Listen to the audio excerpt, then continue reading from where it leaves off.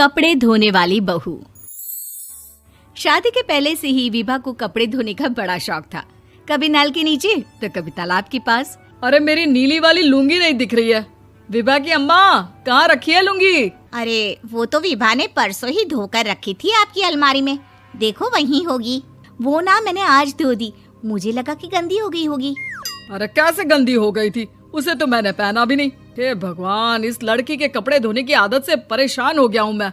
जितना तो घर में राशन नहीं आता, उससे कहीं ज्यादा डिटर्जेंट पाउडर का खर्चा है। इसकी शादी करवा दो, शादी। जाए अपने घर में ही करे काम, फिर चाहे घर के कपड़े धोने हो या पूरे गांव के। हाँ ठीक बोल रही हो, देखता हूँ मैं कोई लड़का। वो दिन भी आ जाता है जब विभा को देखने लड़के वाले आ जाते हैं। लड़की मुझे अच्छी लगी। होने वाली सास कहती है, बेटी अगर कुछ पूछना है तो पूछ लो। वैसे तो हमारी लड़की बहुत ही शर्मीली है, जो बोल दो वो मान लेती है, इसे क्या पूछना होगा। अरे कैसी बात कर रही हो माँ, मुझे इन लोगों के घर रहना है, सवाल तो कई है। हाँ हाँ बेटा, पूछ लो ना, क्या पूछना है। आप लोगों के घर कपड़े कौन धोता है? सास का मुंह बन जाता है। देखो, अगर तुम ये कहना चाहती हो कि तुम्हें कपड़े धोने नहीं आते तो सुन लो, कपड़े मैं ही धोती हूँ, लेकिन तुम्हारे आ जाने के बाद मैं रुमाल तक नहीं धोऊंगी। अरे चुप रहना भाग्यवान, बहू बेचारी घर आई नहीं, उसे डराना शुरू कर दिया। वो क्या है ना बिटिया, अभी तक तो ये कल्लू की माँ ही धोती थी, लेकिन अब तुम्हारे पापा तो दहेज में वॉशिंग मशीन देंगे ही। तभी विभा की माँ बोल पड़ती है, सवाल भी पूछा तो क्या। वैसे भाई साहब, मशीन की तो फिर भी कपड़े धोने की कैपेसिटी होती है। मतलब जो बिटिया दे रहे हैं ना विभा, इसे कपड़े धोने का बहुत शौक है। ये आप लोगों के क्या, आस पड़ोस गांव मोहल्ले सबके कपड़े धो दे और उफ तक ना करे। बाहर देखा नहीं आपने कितने कपड़े सूख रहे हैं? सब हमारी बिटिया ने ही तो धोए हैं। बस भी करो ना माँ, शर्म आ रही इतनी तारीफ सुनकर। और तो और एक दाग निकाल कर दिखाओ तो मान जाओ। हाँ अच्छा, माफ करना बेटा, मैंने गलत समझा। हमें तो रिश्ता बहुत पसंद है। और ऐसे जुड़ जाता है रिश्ता कपड़े धोने का शौक रखने वाली विभा का। उसकी शादी हो जाती है कोयला फैक्ट्री में काम करने वाले कल्लू के साथ। शादी के बाद अचानक विभा चिल्लाती हुई सास के पास आती है। सासू माँ, अरे सासू माँ कहाँ है आप? ये तो धोखा है, धोखा दिया आप लोगों ने मुझे। इसे ससुर के चक्कर के बारे में पता चल गया। अरे तो उसमें तुझे क्यों धोखा मिला है? अरे नल में पानी नहीं आता, कपड़े कैसे कब धुलेंगे? अच्छा, तू पानी नहीं आ रहा उसकी बात कर रही है। तो आपने क्या सोचा? कुछ नहीं। अच्छा, तेरी माँ ने कहा था कि कपड़े धोने का शौक है तुझे, याद आया मुझे। शौक बोलकर कपड़े धोने वाले मेरे जुनून को कम ना आके सासू माँ, कपड़ा धोना मेरा गुरूर है। तभी पति भी वहाँ आ जाता है। अभी मैंने इसे सनी देओल की फिल्म दिखाई है, उसी के डायलॉग मार रही है माँ। अच्छा सुन, साफ साफ बता रही हूँ, पानी सुबह 4 से 6 और शाम को 10 से 12 आता है, समझी? विभा टाइमिंग सुनकर हैरान हो जाती है। ये क्या भूतों का मोहल्ला है? सुबह 4 बजे उठकर कौन कपड़े धोता है? 4 बजे टंकी में पानी जाता है, फिर सारा दिन धोना ना, किसने मना किया?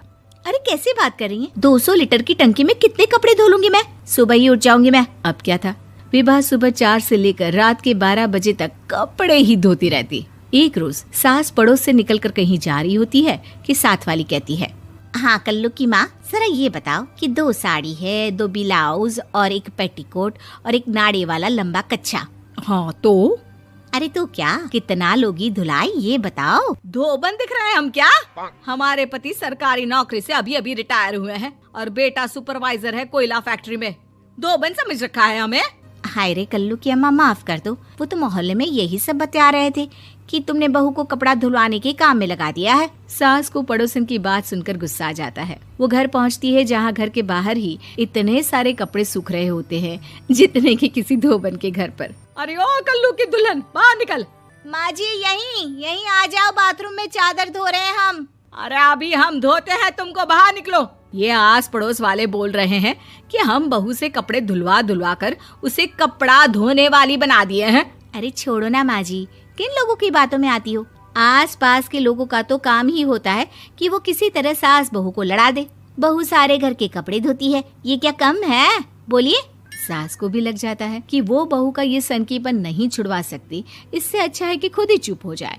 एक रोज सास और बहू मंदिर जाते हैं, जहाँ सास की साड़ी वहाँ खड़ी भीख मांगने वाली से मिलती है। माँ जी क्या बात है, आपकी साड़ी उस भिखारन से कितनी मिल रही है ना? हाँ हाँ देखो तो, दोनों की साड़ी मिल रही है। क्या बात है कल्लू की अम्मा, तुम खुद को तो अफसर की बीवी बताती हो और ऐसी सिंपल सी प्लेन साड़ी पहनकर घूमती हो। सिंपल और प्लेन नहीं है ये साड़ी। तो क्या सोने के धागे से फूल बने हैं? कुछ भी सासू माँ, कुछ भी। हाँ बने थे इस साड़ी में सोने के धागे से फूल। मेरे पति लेकर आए थे मद्रास से स्पेशली मेरे लिए 10,000 की। ताहे भाई साहब इस भिखारन के लिए भी सेम टू सेम साड़ी लेकर आए होंगे 10,000 की।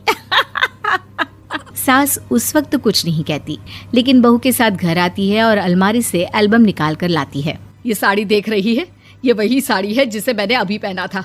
इस साड़ी में ये जो चमकदार फूल दिख रहे हैं ना, ये सोने के धागों से काढ़े गए हैं। लेकिन तू लोकल वॉशिंग मशीन ब्रश से घिस घिस कर सारे फूलों को निकाल कर साड़ी प्लेन कर दी। मुझे माफ कर दीजिए सासू माँ। और तो और, जब मैंने तुझे तेरी गलती के लिए कुछ नहीं कहा, लेकिन तूने तो सबके सामने मेरा मजाक ही बना दिया। क्यों? बहू को समझ में आ जाता है कि अब से उसका कपड़े धोना बंद।